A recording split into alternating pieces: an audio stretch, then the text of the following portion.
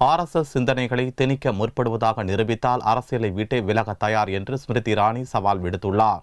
ஹைதராபாத் பல்கலைக்கழக மாணவர் ரோஹித் வெமுலா தற்கொலை மற்றும் ஜவஹர்லால் நேரு பல்கலைக்கழக மாணவர் பேரவைத் தலைவர் கனையா குமார் கைது குறித்து லோக்சபாவில் அனல் பறக்கும் விவாதம் நடந்தது. பாரதிய ஜனதாவுக்கு எதிராக அடுக்கடுக்கான குற்றச்சாட்டுகளை காங்கிரஸ் உள்ளிட்ட எதிர்க்கட்சியினர் முன்வைத்தனர். இதைத் தொடர்ந்து எதிர்க்கட்சியினரின் அனல் பறந்த கேள்விகளுக்கு பதிலளித்து மிகவும் உணர்ச்சி மயமாக பேசிய ஸ்மிருதி இரானி பல்வேறு இடங்களில் ஆவேசமாக தனது கருத்துக்களை எடுத்துரைத்தார். காங்கிரஸ் ஆட்சியில் நியமிக்கப்பட்ட பல்கலைக்கழக துணை வேந்தர்களில் ஒருவராவது தான் கல்வி நிலையங்களில் RSS சிந்தனைகளில் திணிப்பதாக குற்றம் சாட்டினால் அரசியலை விட்டு விலக தயார் என்று எதிர்க்கட்சிகளுக்கு சவால் விடுத்தார். தனது ஜாதிய அடையாளத்தை எந்த இடத்திலும் வெளிப்படுத்திக் கொள்வதில்லை என்றும் கண் கலங்க ஸ்மிருதி இரானி கூறினார். Do not, sir, play your politics with me.